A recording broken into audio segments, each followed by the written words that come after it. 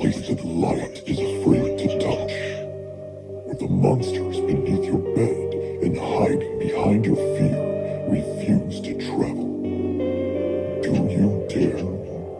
Is your mind capable of the sights you will see? Is your body prepared for the sounds you will hear? Is your spirit up to the challenge of what you soon may feel? If so, have a seat with the seductress of the dark, Sarah Terror, the Sultan of Sadism, Chunky Larry, and the Clown Prince of Fear, Arlie Grind. This is the Ghoul Kids Table. Greetings, fellow insomniacs, and welcome to another episode of the Ghoul Kids Table podcast. Come on, have a seat. I am your host. My name is Chunky Larry, and joining me today are two of my absolutely favorite fucking people. One is not bad on the eyes, makes me laugh all the time. The Clown Prince of Fear, Mr. Arlie Grind. How you doing? Hong Kong, motherfuckers. I'm doing well. I'm on the mend. I'm on the mend. I'm on the mend, and I'm feeling better, which is perfect because now me and Chris from Trapped can really have an intellectual discussion. I don't know how much. You know what I mean? I'm not sure how much intellect is going to be involved on that, but I'm going to prove how headstrong I am and mock him. Sounds wonderful. I am really glad you feel better. But other half of this conversation, the one that everybody came to see, the one that everybody loves, the one that smiles for miles, Tragic Rar. Hi, boys. How are we doing this week? Oh, I feel great. Even though I'm now getting the 6, I feel fantastic. I feel like I'm walking on sunshine. It is February, and we're gonna do the thing that all of the horror podcasts are gonna do. We're gonna pretend like we care about Black people, but only for a week. We're only gonna do it for a week, all right? Because we have Women in Horror Month to focus on. There are important things. The shortest month of the year. We got to make sure that we stay woke, we stay libtardish, and we show love to the blacks and the ladies. That's what we're gonna do. Stay woke, motherfuckers. We're gonna be talking about Candyman 1992 and Candyman 2021. This episode, I can't fucking wait, because these are two similar yet completely different films, in my opinion. And I think that there's a really interesting conversation to be had about this. But I want to start this conversation by talking about the 1992 film Candyman. And it was the first time you saw it. And what were your initial thoughts on Candyman? Rar, why don't you go first? I have an interesting one for this because I do believe I was in 4th grade. So that was a couple of years after it was released. And I had this bad habit as a kid of just popping in movies that I probably had no business watching at all. So what, 4th grade, you're about 8, 9, 10 years old. I don't know. Doesn't matter. So we did the normal, go to the local video store on a Friday night and get a bunch of movies to watch. And one of them happened to be Candyman. My mom at the time was working really late hours, and she had slept in that morning. When she came downstairs, she awoke to all 3 of her children watching Candyman, thanks to me. So yeah, I think I was 10, my brother was 7, and my sister was 4. And interestingly enough, she walked into the living room right as Helen was having to undress in front of the cops after she was arrested. And I'm not even joking. She said, "What the fuck are you watching?" Because she didn't get a chance to watch it yet. She immediately turned it off. And it was funny because me, oblivious, like, what? We're just watching a movie. Yeah.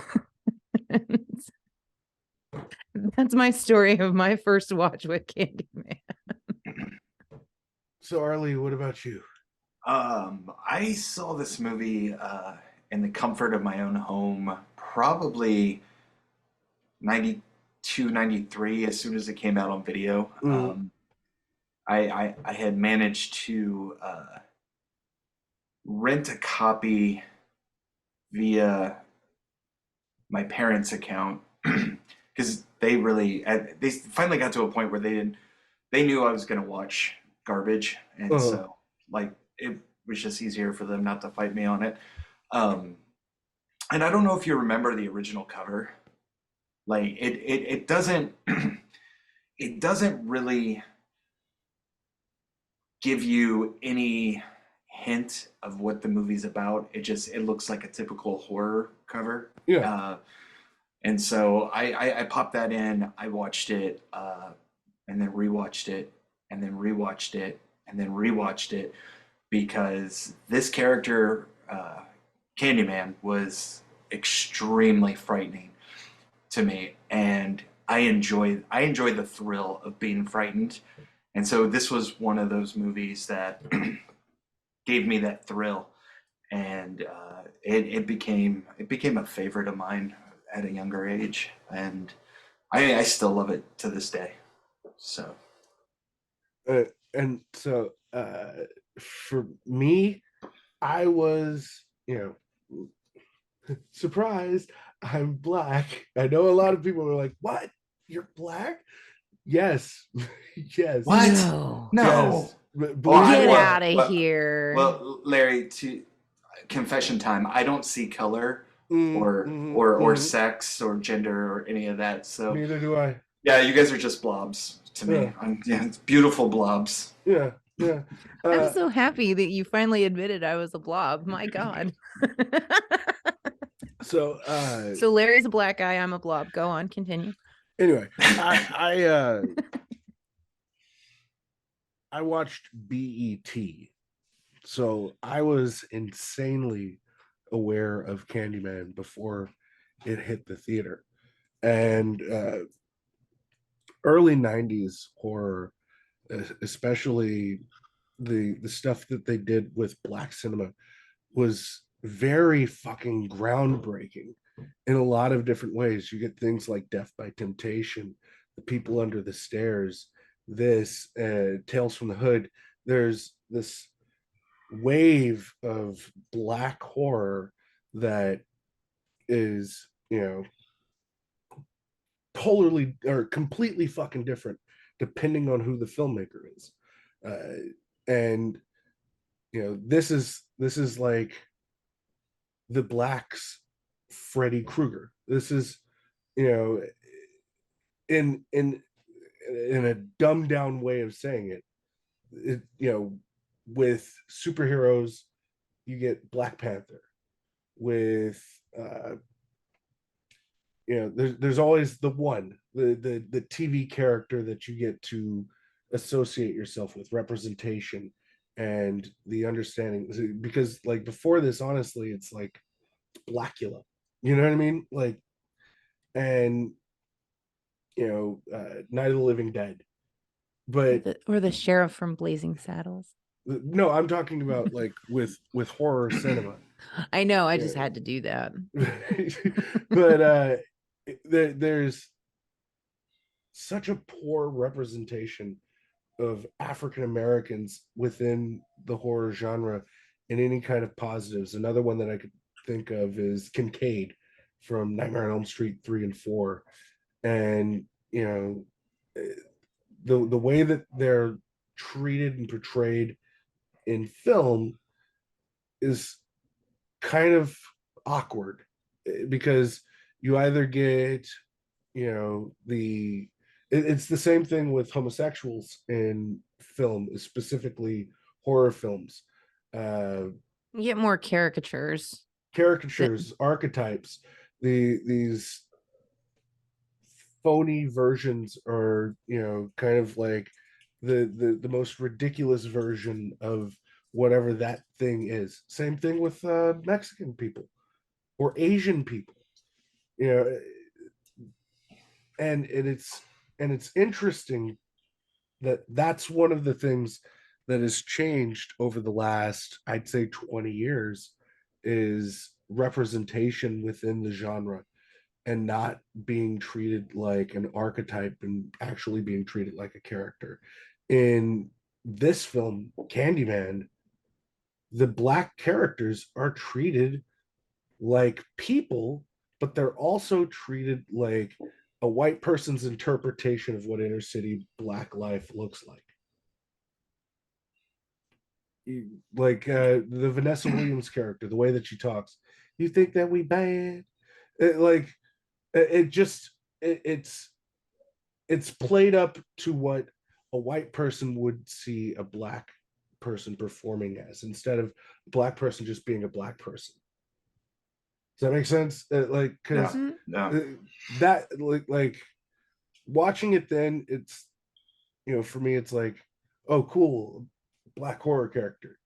And watching it now, that's the one thing that I really take away, is that, the performances of the African Americans inside of that film feel very caricatured, not flushed out actual people. The people that get flushed out are Helen and Trevor and, Bernadette to a lesser extent, who is the only Black actual like lead that isn't inner city, down on their luck, rotten existence. She's college educated and writing a thesis. You barely get anything with her except, that she's like a uppity person that doesn't want to go into the ghetto, and then she's quickly dispatched. That's to me the polar opposite of what Candyman 2021 is. And so anyway, sorry. I feel very strongly about these two movies. But Arlie, do you have an IMDb for 1992's Candyman? I do.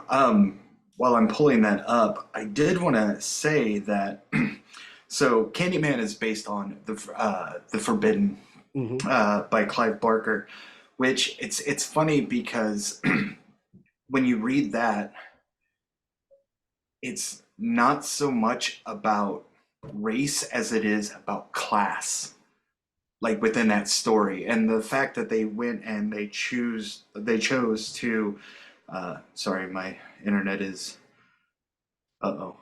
is it gonna go out? Oh no. Oh no. Wait.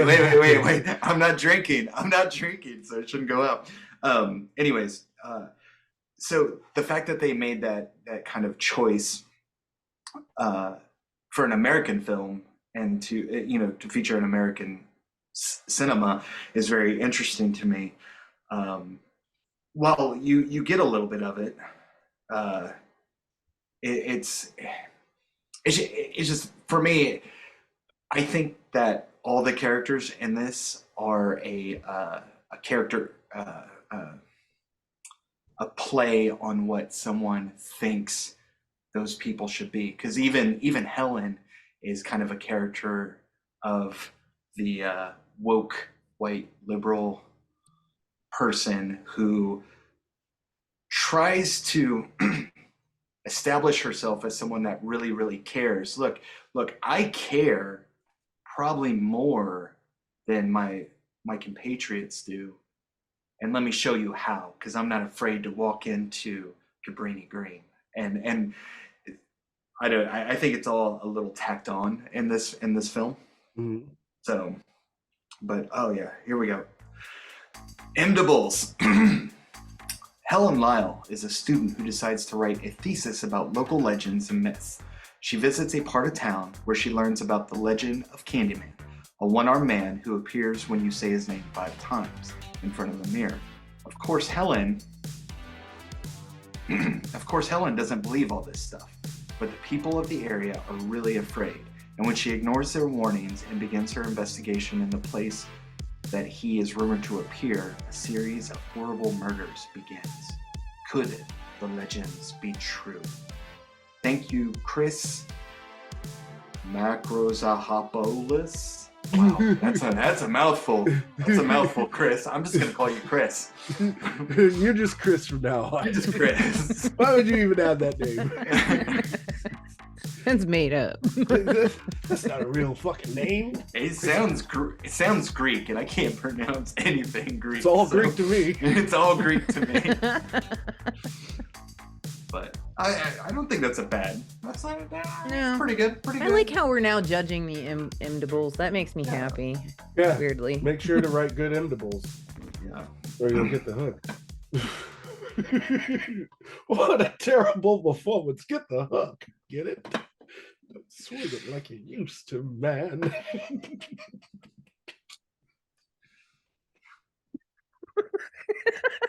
didn't know that. Sorry. I love you so much. If we're not getting canceled, we're definitely going to hell. So. If we're not getting canceled, we're definitely getting shiny. Yep.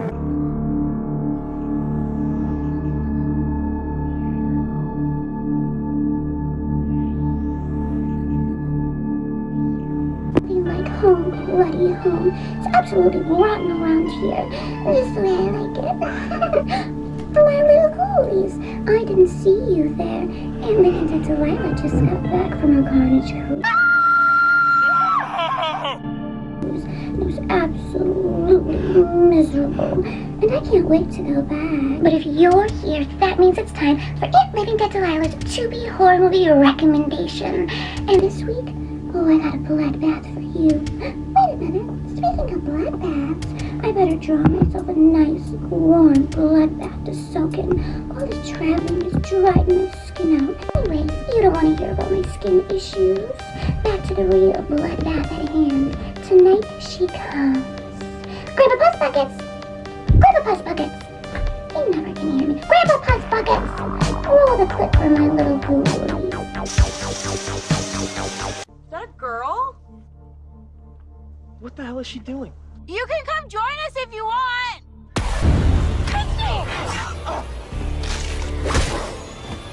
Open the door!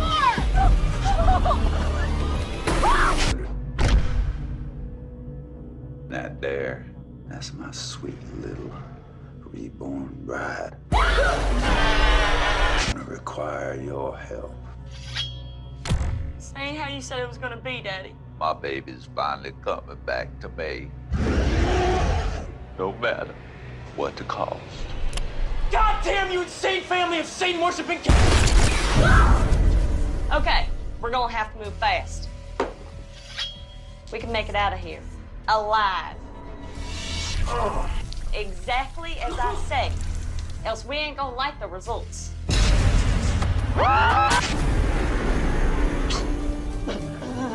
Swallow it! Swallow it, James! Swallow it!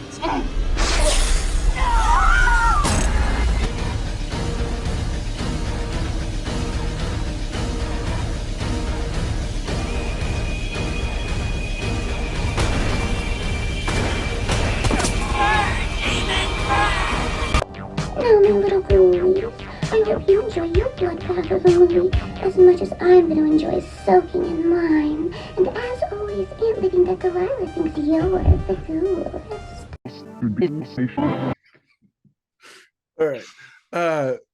So yeah, I talked about this a little bit, but to me, Candyman, the original, feels like a white person's interpretation of the ghetto. You know, and they think we're cops, so we're good. You know, and we're just gonna like the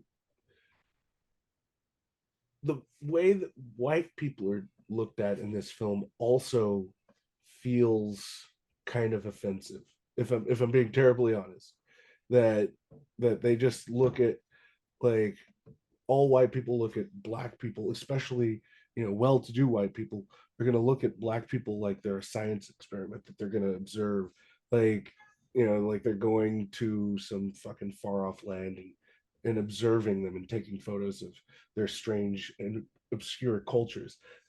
Especially in the scene where she's at the dinner and she's telling the other guy, "Oh, I'm gonna ruin you," and he speaks as if he knows what, you know, he knows the stories, but he speaks as if he knows everything because he's heard the stories, if that makes sense.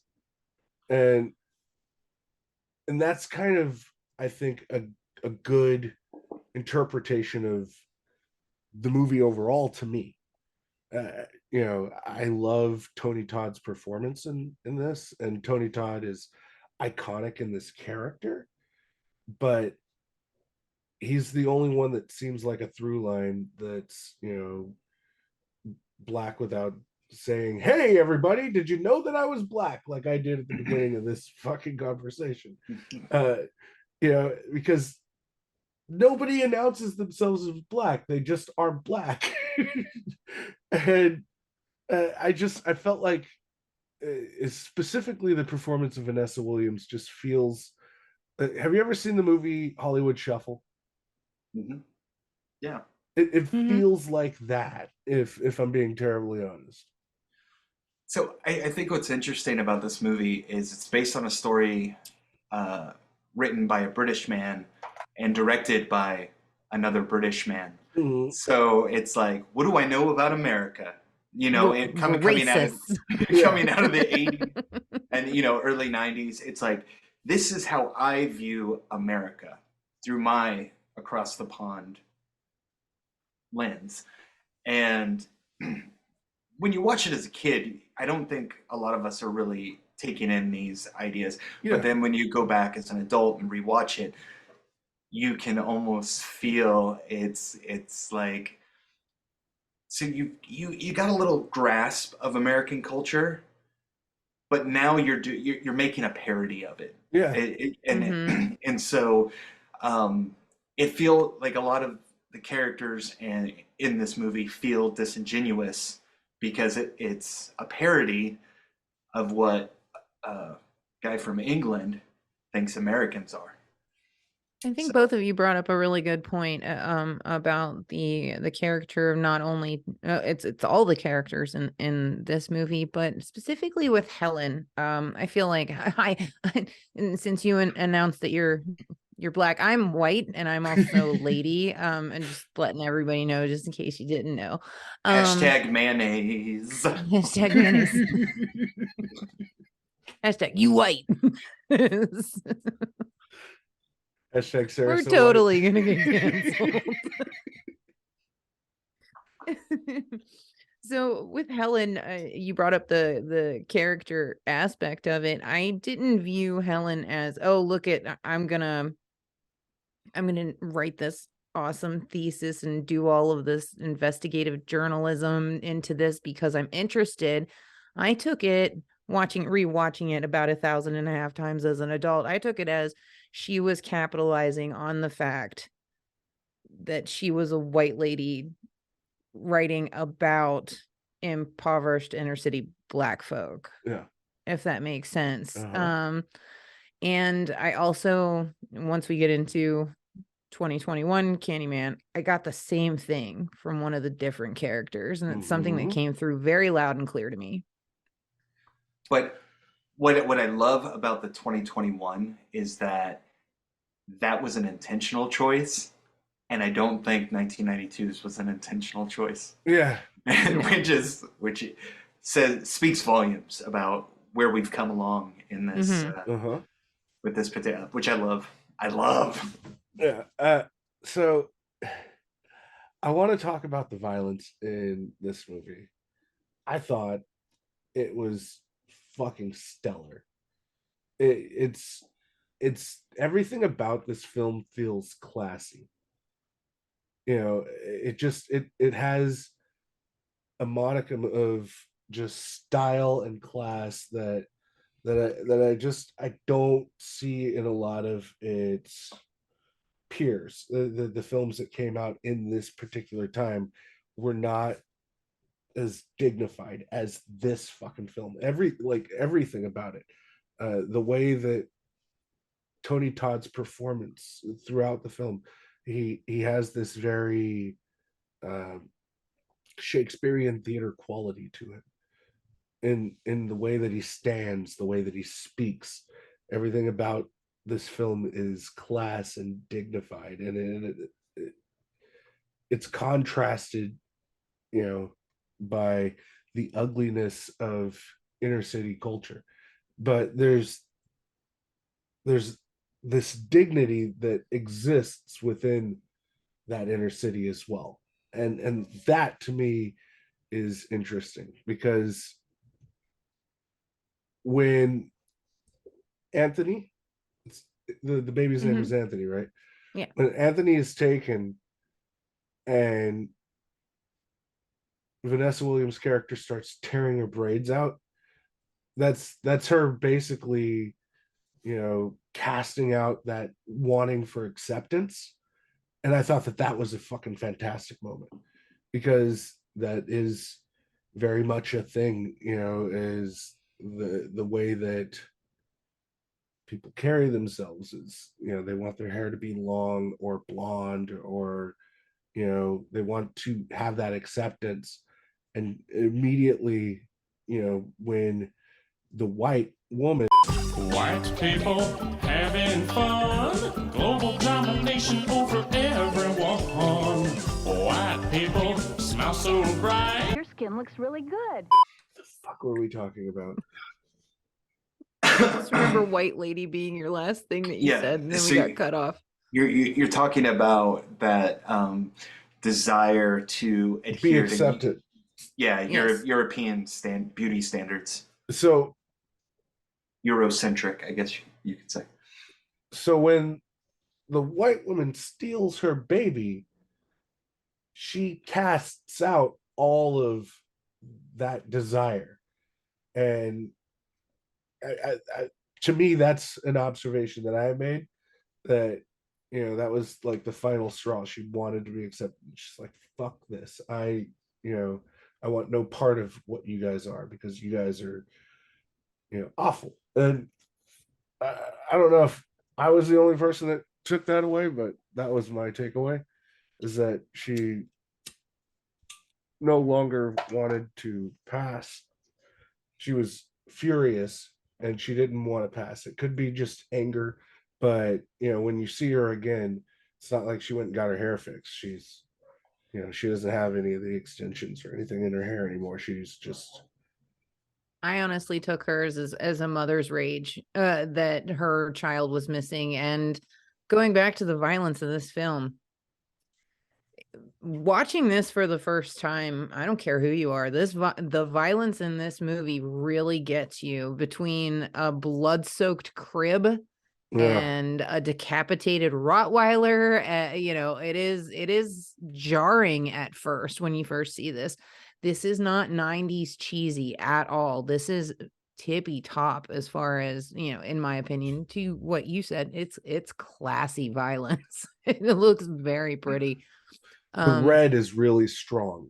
It is very strong. Really strong.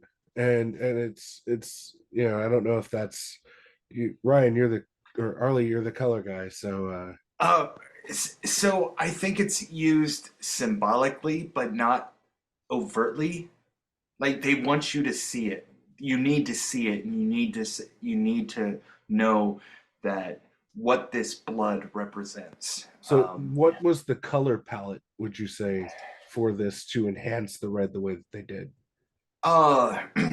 So if you look at the lighting and the way they use a lot of soft warm colors in contrast with cooler colors. And so when you see a lot of the blood, it's either in direct contrast to very cool colors, or it's amplified by the very warm colors. So this is an effects team that really understood the art of the blood and how it plays an integral part into this story. I know that's probably going way overboard, and not a lot of people look at it that way, but I know for me, that was my takeaway from it, and so it works. And as far as the violence goes, this is violence that, as Sarah said, it's tippy top, but it's not overtly. It's not there for the sake of just being there and being part of a slasher. This is violence that makes sense in a way. This almost doesn't feel like a slasher at all. It feels like, I know we hate the term, but this to me can be considered elevated horror because of the different themes that it's dealing with. Plus, it's beautiful. It's beautifully done. Yeah. Even with the opening shot of over the highway. The Chicago skyline as they're going. That is fantastic. Like, you almost know you're in for a treat at that point. It's all beautifully done. And I feel like this movie we talk about movies that didn't age well. I think it aged very well. I think this is something it's iconic for a reason.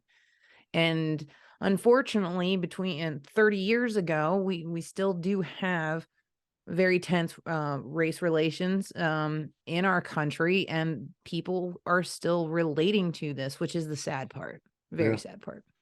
Yeah, absolutely. Arlie, what was your overall take on Tony Todd's performance? So I'm a Tony Todd simp. I'm going to use the hip new terms that all the kids are using. I think Tony Todd 99% of the time can do no wrong. I think he is a genuine actor. And I'm sure everyone in the horror community has heard the story that Tony Todd said, "You can use real bees, but I'm getting paid extra for every time I get stung." This is someone that totally committed to a character and delivers a incredible performance. You had said something about it almost being Shakespearean in nature, and if you look at Tony Todd's performances, he brings a little something special to every performance, even when he's just like a side character. Like one I'm thinking about is The Rock, where he just plays his character out of that whole crew of cronies. His character kind of stands out above the other ones. And he's not in that movie very long.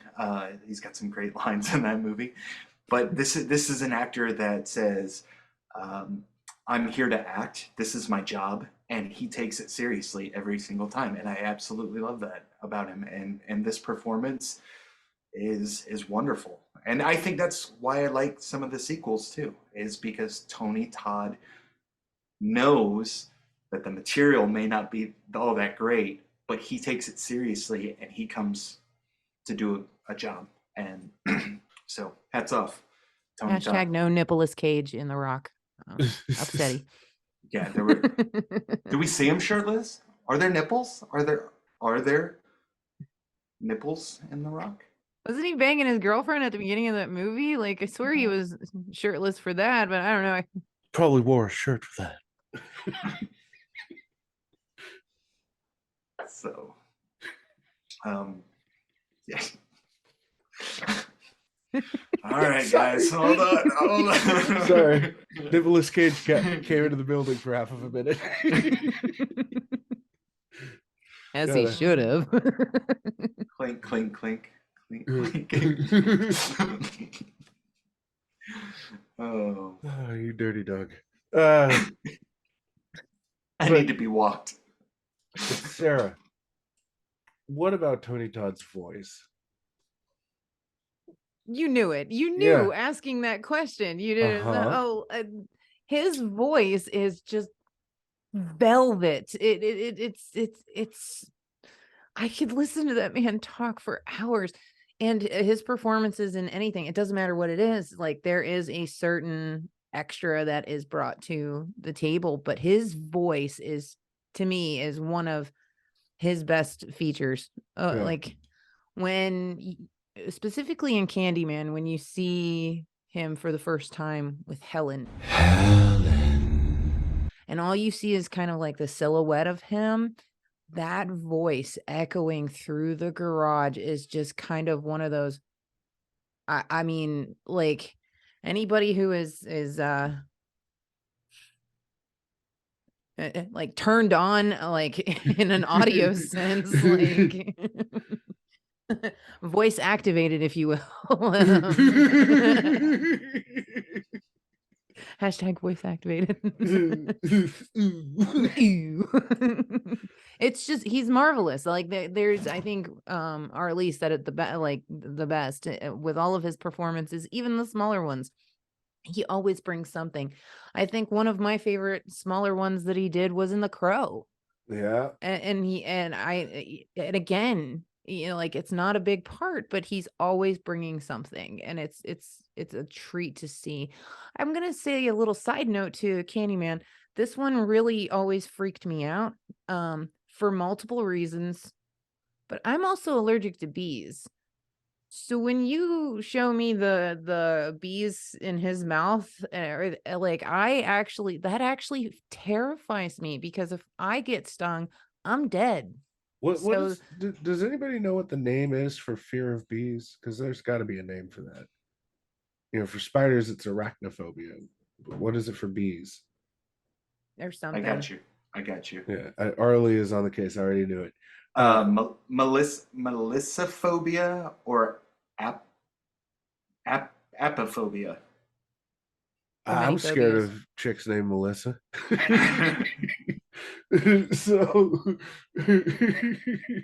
So it's got two. Yeah, melissophobia or apophobia. I got one of them. Yeah. So. Yeah. My favorite Tony Todd line in this one is the first line in the whole fucking movie. They've said I've shed innocent blood. But what is blood for, if not for shedding? It's just like, yo, let's go.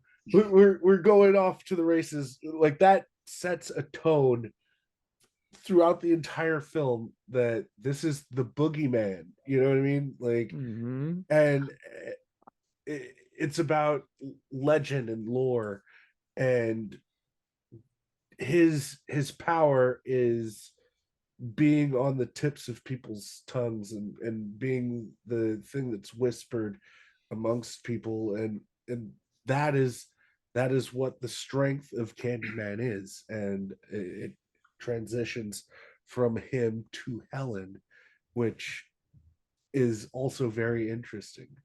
It is really cool. Well, I think that says something about the human condition, in that the power of spoken word in these tales. Like, just look at human history. Like, we are consumed by telling stories and creating these ideas through our spoken word, which outlive our corporeal beings, if you will.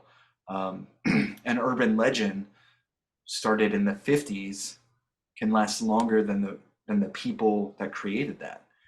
And that's another interesting aspect about this whole movie, which it's not an important thing, but it's there. It's telling us, like, if we were to all look back to our childhoods, we've all heard urban legends. Like, everyone has heard about the hook hand.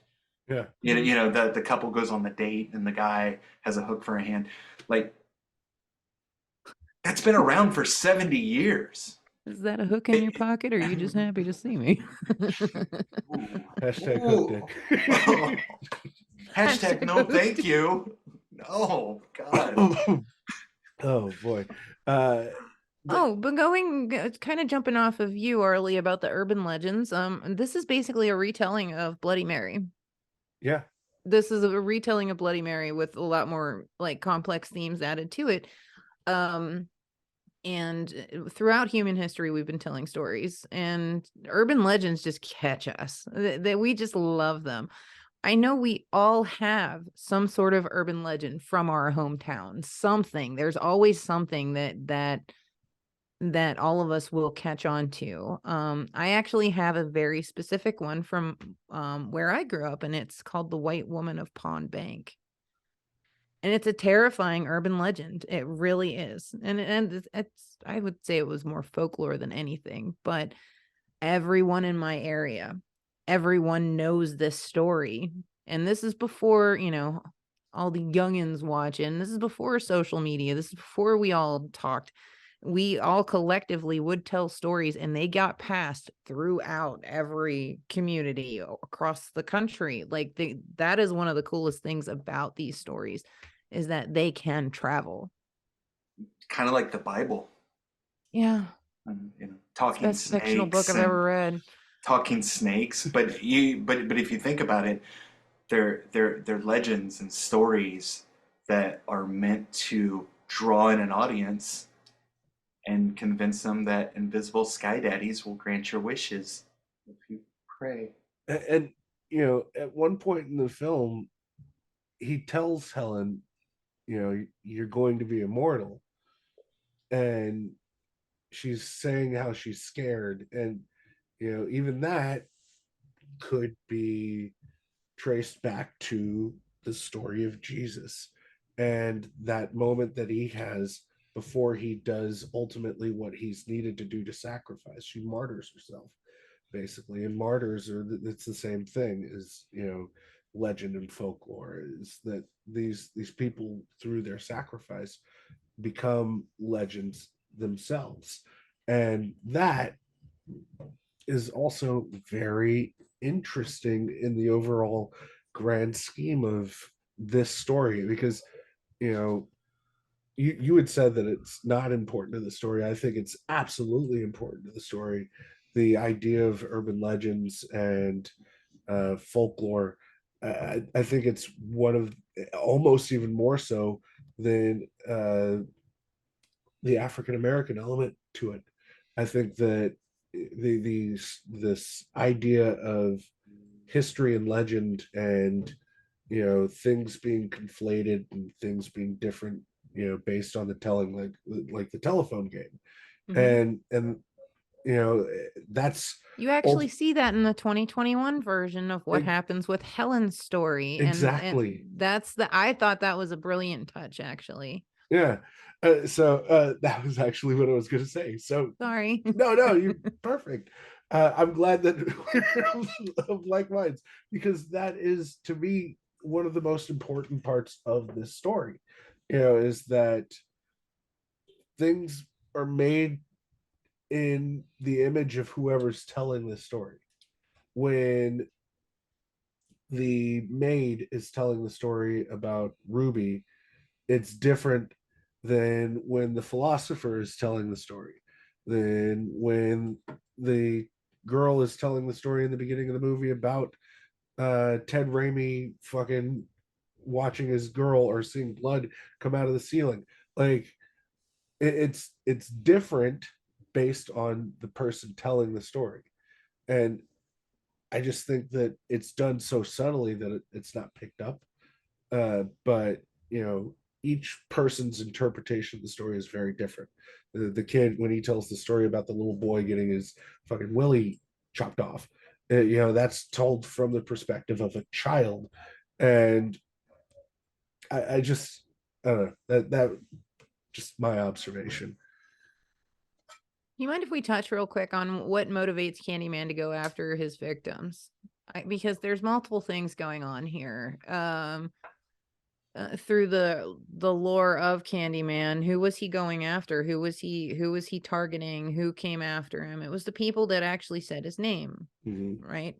It's also people who were dismissive of him, regardless of where they came from, too. Yeah. So there had been, I have seen several fan videos specifically on how why was he killing his own people or people in the Cabrini Green neighborhood and stuff like that. It was usually because people were dismissive or trying to take credit for him. How is he supposed to stay relevant and be on the minds and mouths of people?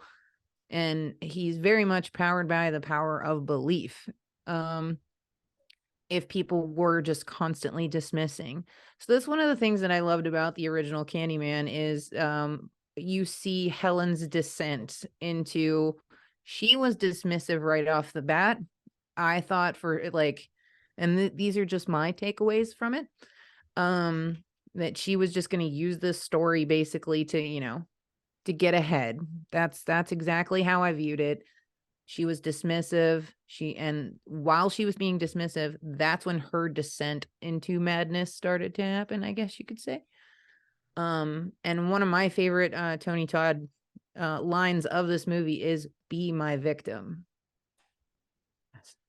That's powerful. Yeah. That's powerful. That's how you become relevant. That's how you become a part of the story, and that's how you become immortal.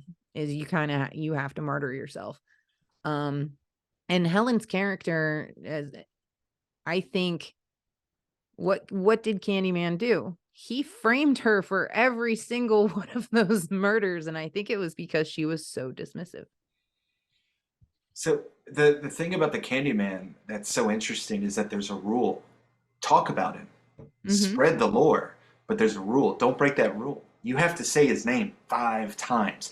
It's not just, oh, hey, did you hear about the Candyman? Like it's daring those to face their own destruction. Because we in a society, we all talk about stuff. We all talk about stuff, but it's how many of us are willing to go to that edge and look over into the abyss. And like you said, like most people being very dismissive and everything else, I think there's an element. I think it preys on arrogance too. Yeah, like it does. The arrogance of it, like the arrogance to stare it down and be dismissive, and I'm gonna say this name 5 times and not a goddamn thing's gonna happen to me. Whoops. Right. and it's a challenge to society. Because most people aren't going to do it. They believe in it. Like how many of those residents of Cabrini Green wouldn't dare say that name 5 times? It was like, oh, I'm not scared. Oh, okay, well now you will be, because you took the chance. Now let's show you real fear. Let's show you a fate that. Can I add something to that? Yeah, of course. It's kind of like opening the limit configuration box. In a weird way, yeah. You've got to make the commitment to doing it, and then once it's done, you can't undo it. You can't take it back. Yeah. And it's interesting that Clive Barker would have this underlying, because he actually has that underlying theme in a lot of his stories. If you look at the Books of Blood, you can see that in other ones, which I think is just genius. But I'm a Clive Barker simp, so it's gonna be there. So let's ghoulie this thing, because we got another movie to cover. Yeah. Mm-hmm. Let's ghoulie it. Sarah, where are you coming in? For first Candyman, this is one of my all-time favorites. This is a 5. I'm not even going to go into any explanation. This has been one of my favorite horror movies all of my life. I love this movie. I think it is perfection as is. Like I cannot see anything other than the fact that maybe the caricature aspect of it that you've pointed out. But other than that, I think the film itself has aged beautifully and unfortunately, because some of the things are still relevant to this day. The violence in it is beautiful. The performances, Virginia Madsen is always phenomenal, no matter what she does. So again, I'm going with a 5 out of 5 for this one. I'm also going to come in with a 5 out of 5. I know I said some disparaging things about the film, but I feel like those things are true. Uh, but that does not take away my enjoyment of the film. Right. Every time that I watch this film, it's an easy watch. It's not something that it takes a lot of effort to commit myself to watching. And I think that that's sheerly on the style of the direction and the performances of both Virginia Madsen and Tony Todd. But also, it just, I take something different away from it every time that I see it. Uh, I really love this movie, and I also think it's pretty much a perfect movie. You know, some of the caricature stuff is unfortunate to the film, but I think it's also indicative of the time. And you can't undo the time that it was made. And it's, also indicative of, who made the film.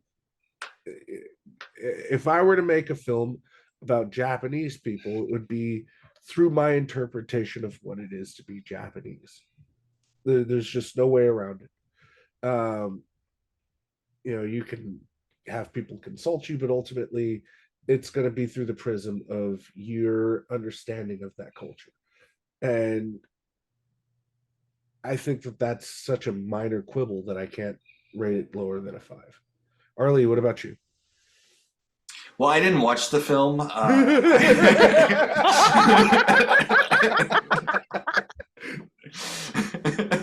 I'm joking. Hashtag clink clink. I was busy walking. Clink clink, motherfuckers. Clink clink, motherfuckers. So this is probably not going to be a surprise to many people listening. There's so much that I love about this film, and everything that went into making this film. It's a 5 out of 5 for me as well. I know some people are a little more critical of this film, which is fine, but for me, it'll be a 5. It'll always be a 5. Yeah. All right, here is the IMDb's for Candyman 2021. In present day, many years after the last Cabrini Green towers were torn down, Anthony and his partner move into a loft in the now gentrified Cabrini. In a chance encounter with an old-timer, exposes Anthony to the true story behind Candyman. Anxious to use these macabre details at his studio as fresh grist for his paintings, he unknowingly opens the door to a complex past that unravels his own sanity and unleashes a terrifying wave of violence. I like that one. It's not bad. It doesn't suck. Not bad. Not bad at all. Who wrote Is there a that name one? for that? No, I don't got a name. Oh, you should have left your name. It was my name. It's me. I did it. You did it? No. I'm not taking credit for somebody else's stuff. No, that was really well done. Yeah, I really like that. So they have something hidden in plain sight.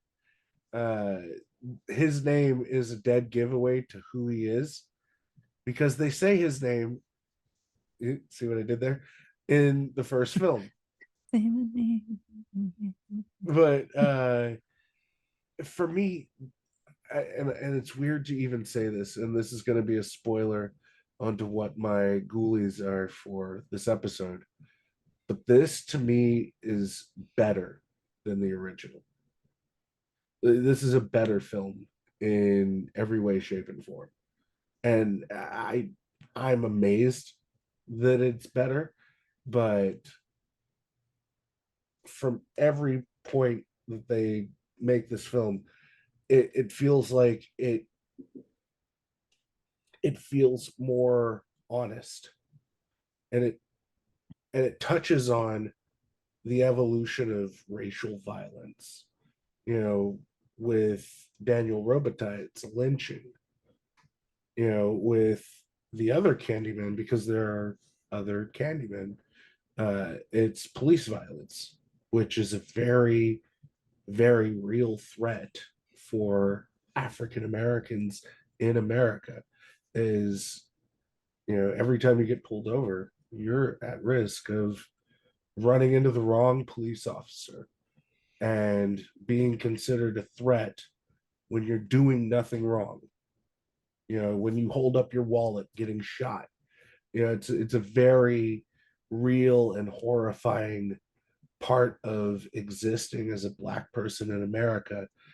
And I know that some people will see them doing it as kind of like after school special, or Don't Be a Menace. They have Keenan Everwain's Papanika's Message. That could be said about this, but I think that it's done so nuanced that it's stylish in the way that they achieve it. And from the beginning of the film, they have the stick figures, the little boy doing the stick figures, and it's of a Black man being chased by the police.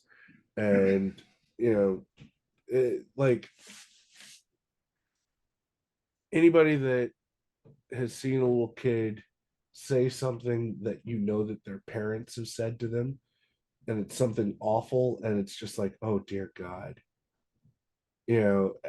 that's what that is. And it's conveying that from as early as you can fucking remember, that if you're Black, you're a target for the police. And that's heavy as fuck. Like, to go right off the bat with that is really hard to contend with. But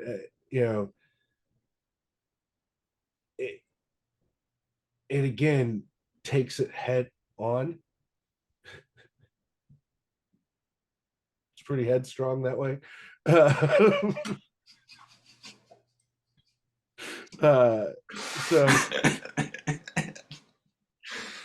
So I just wanted to so you had mentioned the police violence or whatever, and when I want to get his name right, Sherman Fields, that version of Candyman, I want to make sure I got his name right on that one.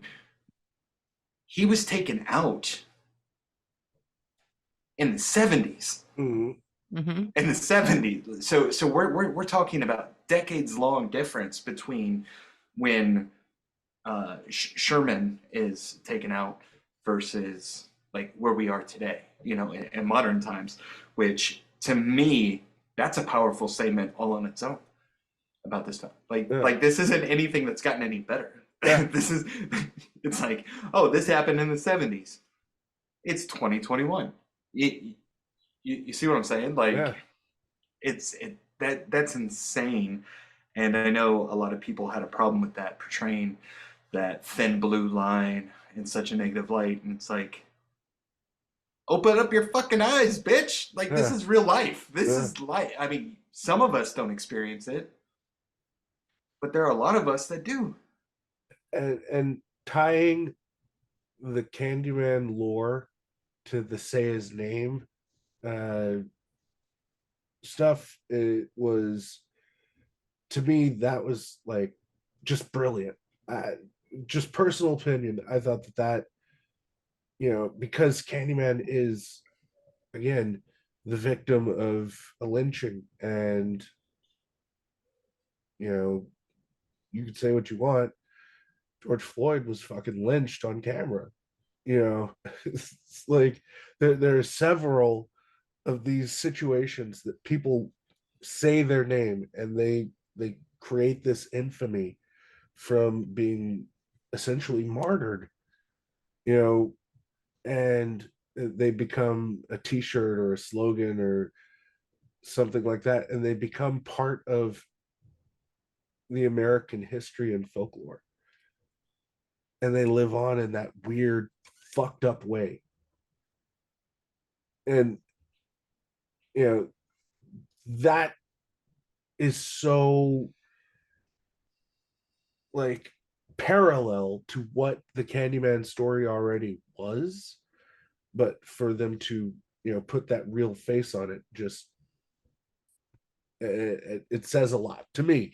And it ultimately says the difference between a white filmmaker and a black filmmaker making the same story. Like we discussed about the first film, this is someone attempting to understand something through a totally different lens. Mm-hmm. And he's trying the best that he can. And I don't think that there was an ounce of insincerity on his part. You know, he's just trying to tell a story, and he's talking through his own experience and his own lens of experiencing life. And so that's the only negative thing I have to say about this film. And I don't even know that it's true. Like, I don't know if they were directly saying, you know, Clive is exploiting Black culture, as in Clive Barker is exploiting Black culture with this, because right. if we're being terribly honest, and I'd said it kind of in the onset, that this is one of the first Black representations that horror fans got, because it's not just white people that are horror fans. There are right. tons of fucking Black people that love horror films, and they want to be represented visually on the screen. And that's why movies like Candyman 92 are so important. That's why People Under the Stairs is so fucking important. It's because, you know, it's different looks at Black culture.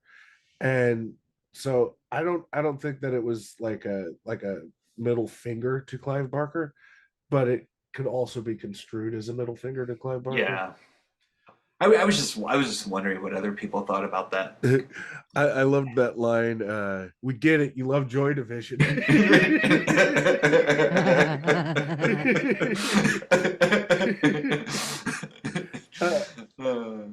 So there's one thing that I just wanted to bring up, and then I wanted to get your opinions on it. The use of mirrors in this is way more interesting than the use of mirrors in the original. And they from the fucking beginning of the movie, like, I don't know if you guys caught it, but the title cards were in reverse. Mm-hmm. And so they're mirroring, and then the opening credits, it's an inverse of the opening credits from the original Candyman. The original Candyman, they're looking down.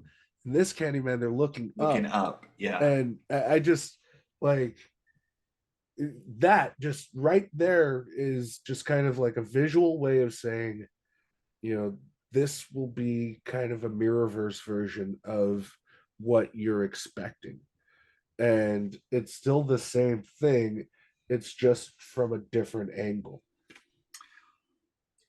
That's what I actually really appreciated about, that's one thing I really appreciate about the use of mirrors. And because oftentimes when we go in to view something, as we live life, we're looking at it through this right here. And what am I missing? What? Roar is dying. I just read your names.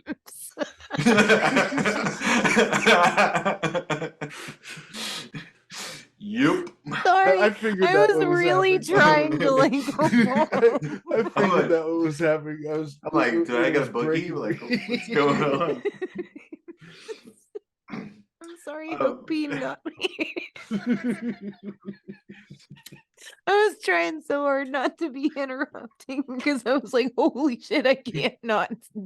Anyway, continue. You're making this beautiful. Hashtag return to the hookdick. Hashtag hookdick. But as we go through life, like, we look at this, and very, very, not very often do we take a look in the mirror and reflect on ourselves and what we're projecting out into the world. And I think that is a little dash of genius that was thrown in this film. Is that we have these mindsets and we have these ideas and ideals and beliefs, but very rarely do we critically think to look at our reflection in the mirror and question or maybe even just reaffirm those beliefs.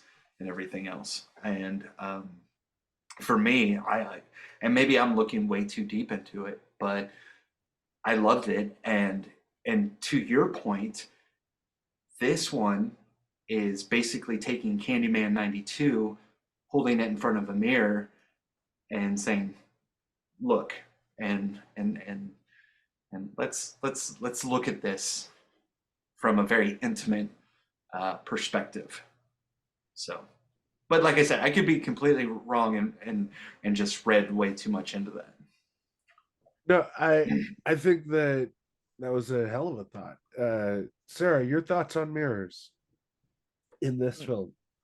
I honestly, one of the most impressive shots to me was using mirrors, and it was at the art gallery after closing. That whole scene I thought was brilliant. I thought it was brilliantly done when the camera actually goes around like that half circle almost with the girl in front of the mirror. I thought that I was very impressed with that. I thought the use of mirrors was beautifully done in this movie.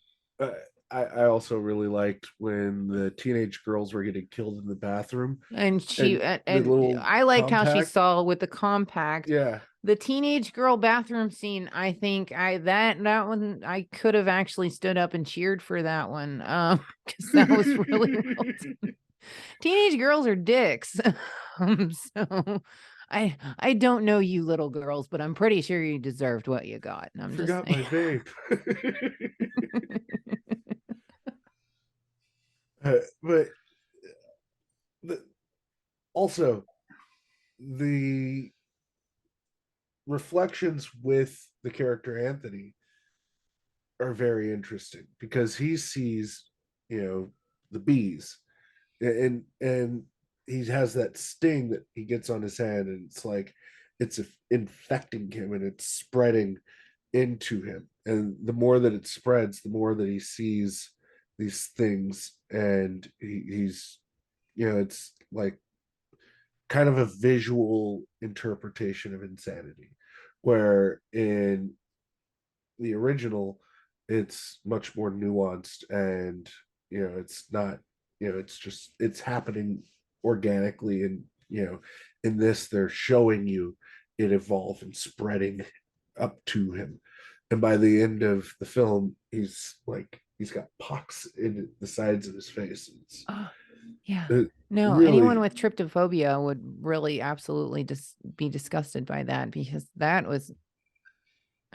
Can I just say one thing about the infection on the hand and it moving up the side of his body? At no point in time before going to the ER did anybody say, "Hey, what's going on with your hand there, bud?" Because that was disgusting. You mean to tell me that not one human being looked at that and was like, you okay? You good? That was just a little pet peeve of mine. That everybody was worried about his paintings, and but his fucking hand and half of his face is gonna be gone here soon. That was not a normal bee sting. So and another thing I wanted to bring up is, we talked about it in the first film, but in this one, again, that kind of telephone style of telling the tale, because when the brother tells the story of Helen, he gets a lot of the details wrong, and it's because it's a secondhand story, and it's not necessarily what happened, but you pick up that it's been fucking 30 years and that story has evolved, and the fact is that it's most people are talking about Helen, not about Candyman. And so then you look at the way that Candyman operates, he doesn't operate the same way that he operated in the first film, because he doesn't have that power anymore.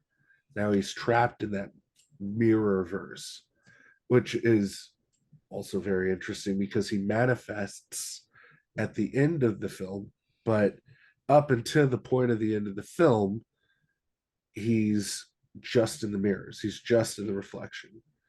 So Thoughts on that?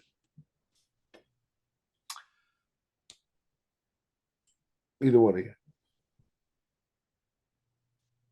Oh, okay. Yeah. Yeah. So I found that entire element to be absolutely perfect for me. I didn't want to see him walking about in my world. I like the fact that he is like the only time you see him is in the mirrors. The only because once again that just kind of reaffirms that you have to look into the mirror to see a truth, if you will, just to see what's really happening. Sometimes you have to look and actually see it, because without it's we see what's her name getting dragged through the art gallery by an invisible force, but we only see Candyman, like the actual image of him within the mirrors. I think that's just gorgeous, and I think it's a creative choice to make a statement that. And for anyone listening, yeah, I'm a little woke dude, so whatever. Cast your judgment in the comments. I just thought that there was some symbolism in that creative choice that really touched me as a viewer and made a lot of sense and just amplified the whole experience of witnessing what Candyman or Sherman was doing. But it also gives itself an explanation. And again, I don't know what her actual name is, but the Vanessa Williams character, she provides that last bit of information that the people of Cabrini Green, after Helen saved Anthony, decided not to speak of him anymore. And it was just this one person who pushed it out there. And it was because of this one person. And it's like the infection on his arm began to spread, and he was the one spreading it with his art. And I think that is also, kind of interesting and important, that, he is bringing Candyman back to life, both metaphorically and physically, and to the point that he himself becomes a Candyman. He becomes part of the legend, just like Helen did. Just like what's the other one's name? Say his name. Sherman. Yes, just like Sherman. And I don't know what it is. Oh, by Vanessa Williams played Anne Marie McCoy. Mm-hmm. That's say her name. Anne Marie McCoy. Anne Marie McCoy. Anne Marie McCoy. Anne Marie McCoy. Say her name. Say her name. But I actually loved the Sherman Fields version of Candyman, and that just relates to me personally because we had a Sherman in my hometown, and he was a hippie. He was a black guy. He was a hippie. He was deaf, and he would stand on the corner and hold up signs that say "Smile, I love Beat you." the love, man. Beat the love. But that was really crass. Holy shit! I'm sorry. He was nicknamed the Dancing Cowboy, and all he did was like try to spread positivity and love, like in the community, and a lot of people in our community vilified him for it. They're like, why is he like that? Like, why does he do those things? Why is he being a decent human being and just wants us to love each other and everything else? And I remember when he passed, how many people celebrated his passing, because now we don't have to see him standing on the corner of Broadway and Providence. How disgusting. Right? Silence for him. Moment of silence for the Dancing Cowboy.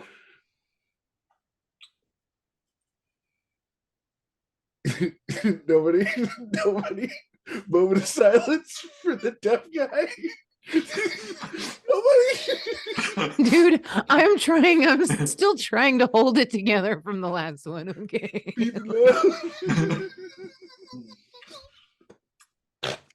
Hashtag deaf cowboy. Dancing cowboy. Hashtag dancing cowboy. Or deaf cowboy. Tomato.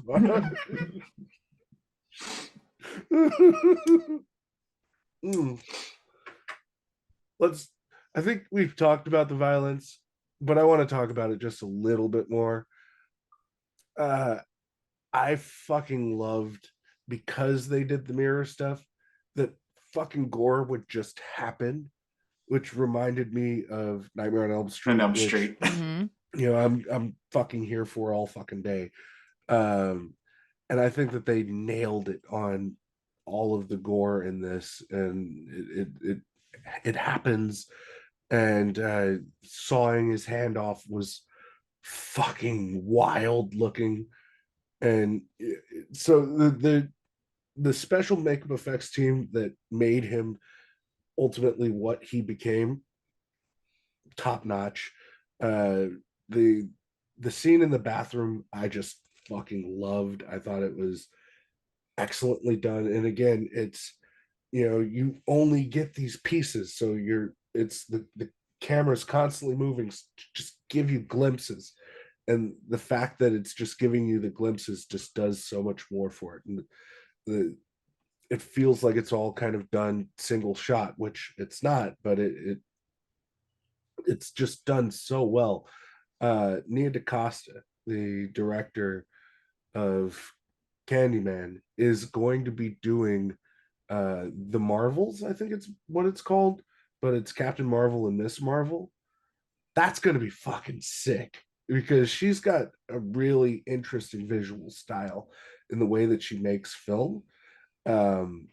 She managed to make something that is kind of pop culture, you know, zeitgeist, something that's existed and everybody understands what it is, and there's this whole folklore to it. She was able to add onto that folklore and make it feel shoulder and shoulder with the original content. Like that's incredible. I think that it's impressive that she's the first African American woman to have a film in the #1 spot in the box office. Like that's fucking wild, dude. And this film was incredibly successful, and it's because it was done with affection. And I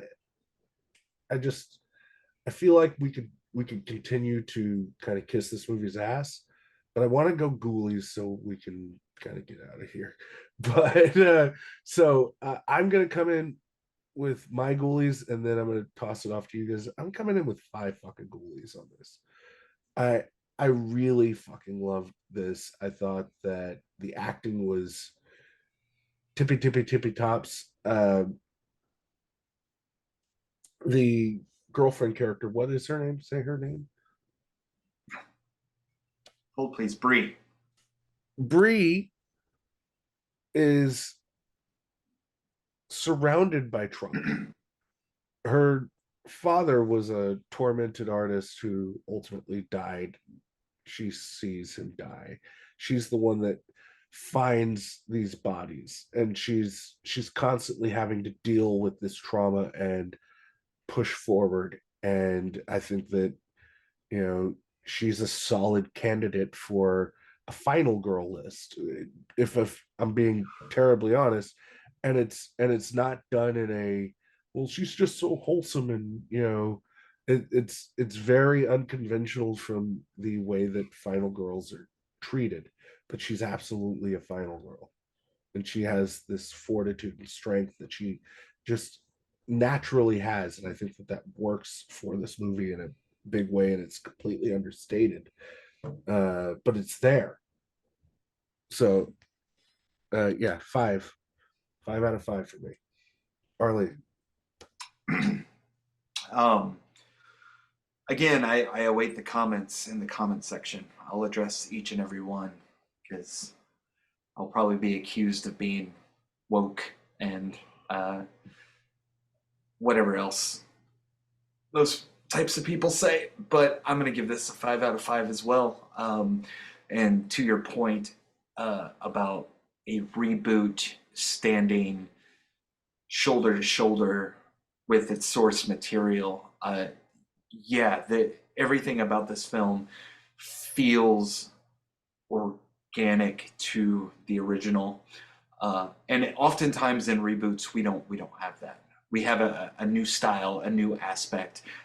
The first thing that comes to mind is comparing the Evil Dead with the Evil Dead remake. You know, I love the Evil Dead, I love the remake, but again, it doesn't feel like Connected. Yeah, there is that disconnect, and this is one of those few reboots that accomplishes that connectivity to the original, and it just works so fucking well. So 5 out of 5 for me. And rawr. Mine's not going to be as nice. I didn't enjoy this one as much as I enjoyed the original. And you guys keep saying reboot. This is a sequel. It's kind of a requel. Yeah. Yeah, a requel. Yeah. The film itself, though, is visually stunning. Absolutely stunning. The acting is done very well. The one big issue that I had with this, and this could be just a me issue. This isn't reflective on anybody else. But I saw the twist coming immediately, and that kind of took the joy away from this movie for me. As soon as I saw the bee on his hand and what it stung, and then the next time you see it, it's getting bigger, I'm like, oh.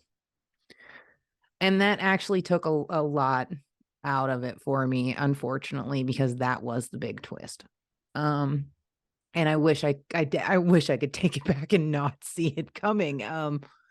But all in all, I think this is a solid movie, and most horror fans would absolutely adore this movie. And again, not trying to compare it too much with the original, but the original was visually amazing. This is visually amazing. The acting is stellar. There were a few things that I just didn't enjoy about this. I feel like with the girlfriend's character, Bree, I feel like we didn't need the tortured dad background, and that actually could have maybe gone to more fleshing out the young kid from the 70s that saw Sherman. I feel like that could have actually been used a little bit better into developing more of that. So I cared a little bit more about it by the time we got to the point of the hand coming off and who was really the mastermind behind bringing back Candyman. Those are just, again, this isn't reflective on anybody else's opinions or anything. This was just something that I noticed. With that being said, I'm giving it a 3.5. Which half? And it's top half for boobs. Top half for boobs. And again, like, I know I can be a little harsh sometimes with some of these, but unfortunately, the big twist, if I didn't see it coming, this probably would have been a 5 out of 5 for me. It didn't M. Night Shyamalan her. It didn't. No. It didn't. Yeah. What a twist. It didn't hashtag. What a twist. What a twist. Hashtag twist the tip. Hashtag twist just the tip. Okay. But that is going to do it, you guys. We're going to get out of here. But before we do, we want to let you know a couple of places where you can find us. You can start by liking us on Facebook, facebook.com/GhoulKidsTable, following us on Twitter @GhoulKidsTable, on Instagram @GKT Podcast, and on the Tickle Talks @Ghoul_Kids_Table. Sarah, where can they find you? Oh, you can find me on the Tickum Talks @Tragic Rar. Miss Rara if you're nasty. Miss Rara if you're nasty. That's RAWR for those that do not know how to spell Rara. I love that so much, and now I just look forward to it every week. Thank you. I do it now. And Arlie, what about you? You can find me at the nearest trap show protesting Chris. So, like the local county fair? A gas station parking lot, maybe. The bowling alley. The VFW. Fucking dorks. You can find me. I'm on Instagram at Top Shelf Horror. I'm on Twitter, Arlie TSH. I'm on TikTok at Arlie Grind or at Top Shelf Horror. You can find me on Facebook, Top Shelf Horror. We got a Discord. I'm trying to think where else you can find me. Grinder. Yeah. Grinding the cloud on Grinder. Oh, because that means I have to like deal with people, and I don't deal with fuck people. Ooh, I found a match. That's how that works. Yeah, that's... Please share all of your matches in the group chat. Thank you. Please. No matches. We need it. Hashtag I'm just a gay clown. Where the fuck did that come from? Grinder. That's the gay dating site. No. Grinder is a Judas Priest song. Is it? Not now. that actually maths. It does. That math is mathin'. That math is mathin'. Great. Where can we find you there, Mr. Hookpeen? Oh, you can find me on the Tickle Talks at Chunky Creature Features. And you can find me on everything else at CreaturePod. Everything else. Yeah. Even not on though- TikTok though. Not on TikTok though. No, on TikTok it's Chunky Creature Features. Yeah, because of peen. Because of peen. Gratuitous peen. Gratuitous amounts of peen. So much fucking peen. Hashtag NotMyBlurryPeen. Hashtag AllThePeen. Hashtag excessive peen. So much fucking peen. But you didn't show werewolfpeen. No hashtag werewolfpeen. No werewolf peen. I just love giving Aaron all this work to find hashtags and timestamp. If you watch this on YouTube, Aaron has now gone to timestamping where all the hashtags are. So if you're like, I wonder about these hashtags, and you can find them in the description and click to each fucking hashtag. It's kind of great. Want to thank Aaron from the last roundup fucking horror show. I think those guys are fucking tremendous, and we don't give them enough love. I also want to thank the Murph, who does the music for the show and for a lot of the history of horror, the Delilah stuff, and creature features. Like, that dude does a ton of shit. He's fucking cool. And I also want to give a shout out to Sergeant Octopus, who did the artwork for our show, because he made us look like badasses, and I fucking really appreciate that. So I don't do this nearly enough, and I want to try to do it more in 2023, showing love to fucking other horror creators. And so do you guys want to toss out a horror podcast that you want other people to listen to?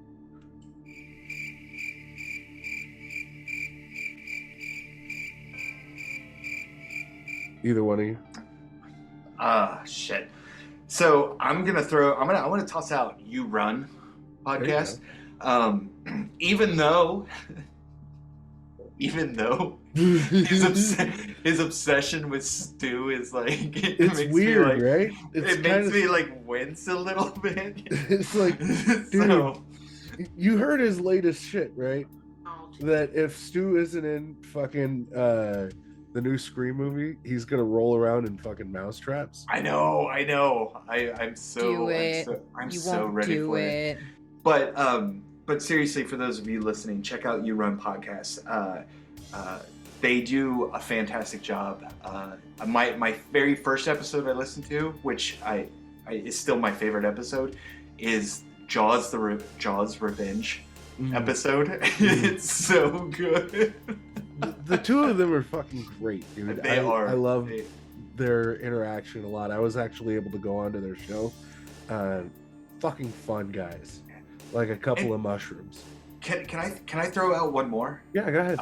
Let Us In podcast. Yeah. Oh, like, ladies, I really, really enjoy listening to your all's podcast and everything that you put out there.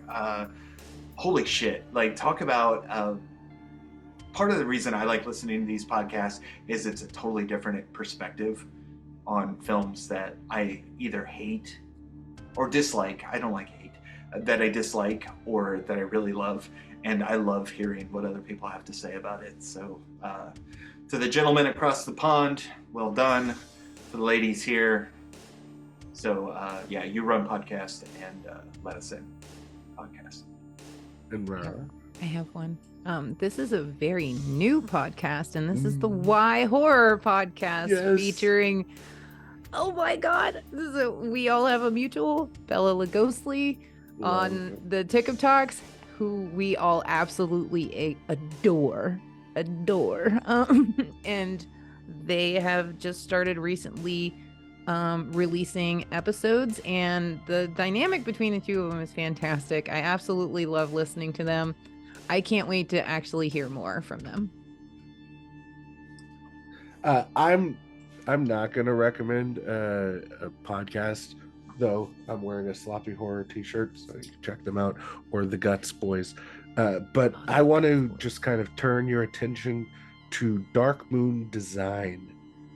Dark Moon Design is a stay-at-home mom who started designing as a way to express her love of horror, weed, sarcasm, and witchy shit. Those are all things that I'm fucking here for. Neither here nor there. They specialize in apparel, accessories, and home decor. You can go to www.darkmoondesignllc.etsy.com and use promo code GKT25 and save on all of the shit that they have. So GKT25, if you go to her Etsy, you will get a discount thanks to the Ghoul kids. So I think that that's pretty fucking rad. Check out what she has over there. Again, it's darkmoondesignllc.etsy.com and use the promo code GKT25, which I like that. So that being said, all of that shameless whoring out of the way, we are going to get out of here. But for our Lee Grind, for Tragic Rar, and for myself, again, my name is Clinky. This has been another episode of the Ghoul Kids Table podcast, wherever you listen to podcasts, and on YouTube. Drinks are on me as long as you're paying. Good night, everyone.